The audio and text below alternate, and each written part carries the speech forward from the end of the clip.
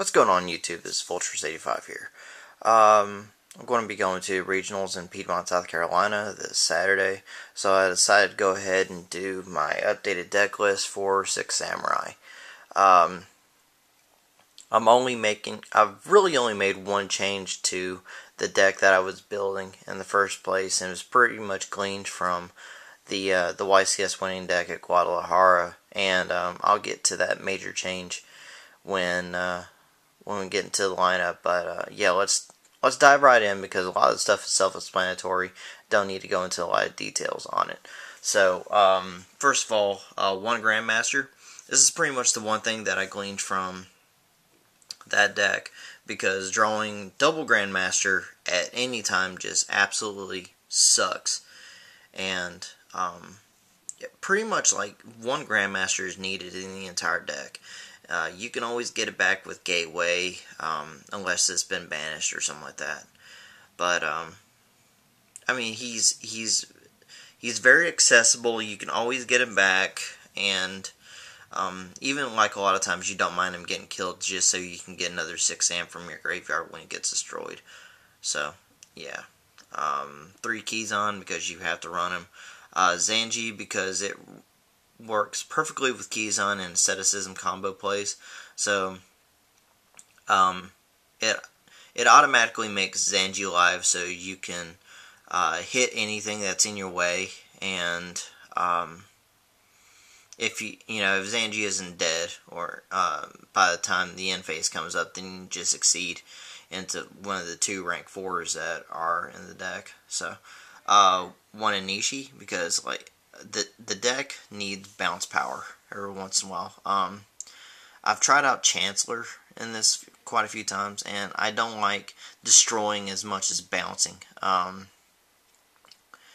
when your opponent has a problem card like Zen Mains or Stardust on the board, this is like your best option to get around those. So yeah, I really like Inishi. And then he works perfectly well with Iroh, and again for Asceticism combos. You can do the same rank 4 plays with Kizan and Zanji. Double Kageki. Again, if you got another 6 samurai on board, you can go into Asceticism combo into Inishi or Iroh. In that case, you're going to make Inishi a 22 bouncer, so that's always really good. Pretty much like any time that you're going to use this guy, you're either going to exceed or synchro with him, so he's usually not dead on field. If not, you can just set him and just use him as a 2000 ass, so that's always really good. And then like the Heart and Souls of the deck, the Elder and Kagemusha. Of course, these bring out your Shien, your Naturia Beast, Naturia Barkion with Kizan, all of your synchros, pretty much. Asceticism combo is just run rapid in this deck, and Elder Kagemusha is probably the best Asceticism combo in the entire deck. And then 2 hand traps, 2 Max C, 2 effect failures.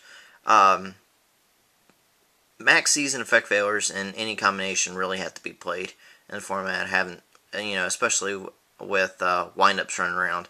So pretty much played at the right time, both cards kill the one card or the 1 turn hand destruction combo, and having to get around that, especially with this deck, is absolutely essential. And even late game, like Maxi is absolutely great. Like if you still have hand control and your opponent decides to go off on you, you can just drop the Maxi. And the thing is, with 6-ams, they absolutely won't want you to gain any hand advantage whatsoever. So unless they're not afraid of what you're going to do next turn, or if they're going to kill you that turn, they're going to immediately stop. Because 6-ams, like I said, is an absolute horrible, horrible deck to give any hand advantage to. Onto spells, Reborn, Gateway of the 6. I was kind of stunned that Gateway wasn't in the Guadalajara deck, and I mean, perhaps Gateway was taken out to make room for 3rd Maxi or something like that, but I think Gateway is just way too damn good in deck. It opens up all your herb derp. It it just runs the entire deck. Everybody says that 6 Sams are autoplay, and pretty much Gateway is what makes 6 Sams autoplay. Then 2 Searchers, Rhoda, and Smoke Signal. Asceticism, which is probably the most important card of the deck.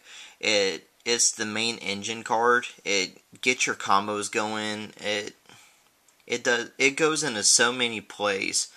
Especially if you draw multiple than these. Like if you draw multiples of these and then draw 1 6 Sam like a Kagamusha and combo with United or something like that, you are just absolutely going off. You can make multiple synchros, multiple exceeds. Pretty much like the entire deck just runs by itself once you get out in Asceticism. And then 6 Sam United, because like you have to have some kind of a draw engine. Onto traps. So double-edged sword technique. Going to play trace of these guys. It's like double Monster Reborn. You know, you have to play it. Again, opens up exceed combos, opens up synchro combos. It's way too good not to run. Double D-Prison. The only thing I would change like this is probably side the D-Prisons and put in Phoenix Chains. However, you know, I don't have the Phoenix Chains, but at the same time, I think Phoenix Chains are still too slow. So I think that's why I'm upping up the Effect Veiler in deck, but I still love D-Prison in the same category. Bottomless Trap Hole. Then Magatama, like the absolute best counter for anything. You know, it's no cost. All you have to do is have 6 Sam on board, and it makes your opponent just pissed off at everything. And then, of course, Solemn Brigade.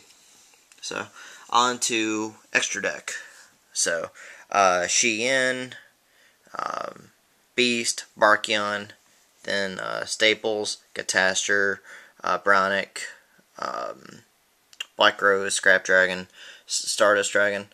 There's one card I have to explain right here, Driven Daredevil. The reason why I'm playing this is because it's a great level 7 synchro. Second, it allows you to make a play if you draw Kagamusha and Grandmaster in your opening turn.